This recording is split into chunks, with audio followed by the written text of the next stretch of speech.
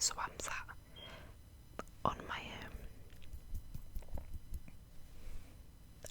my sofa with my camera and my mic here. I haven't got no nails. I haven't got any nails still, so I've bought. I thought, because one, it's a really pretty book. Like, really pretty. How pretty is that? I mean, it should be pretty. It cost me £20. I've read this before, but when the film came out, I watched the film and I was a little bit disappointed because it doesn't quite. You can't beat the book. You'll never beat the book. But I was like to my mum because my mum went to Haworth because I've not been yet, although I will be going in a couple of weeks.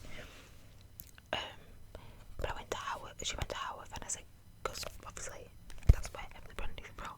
I said, can you pick me up the book? Because the copy that I had when I read when I was younger, I don't have it anymore. Anyway, I'm literally just rambling. I've had quite a good response from my video that I posted the other day, and I'm a little bit shocked. I don't know how nice that sounds because I've obviously got no nails. I don't know about anybody else, but I refuse to break the spine of a book. Although with this one, it's gonna be a little bit more difficult to do that anyway. But I don't want to do that. I'm probably only gonna read a couple of pages, maybe a whole chapter. How many pages is a chapter? 1, 2, 3, 4.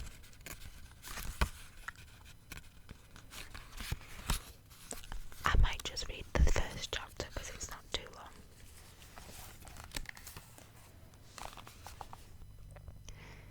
I have just returned from a visit to my landlord, the solitary neighbour that I shall be troubled with. This is certainly a beautiful country. In all England, I do not believe that I could have fixed on a situation so completely removed from the stir of society. A perfect misanthropist. I have a lisp. That's a horrible word for someone with a lisp. Anyway, and Mr. Heathcliff and I were such a suitable pair to divide the desolation between us. A capital fellow. He little imagined how my heart warmed towards him when I beheld his black eyes withdraw so suspiciously under their brows as I rode up, and when his fingers shouldered themselves with a jealous resolution. Still further in his waistcoat as I announced my name. Mr. Heathcliff, I said. A nod was the answer. Mr. Lockwood, your new tenant, sir. I do myself the honour of calling as soon as possible after my arrival to express the hope that I have not inconvenienced you by my perseverance. I have not inconvenienced you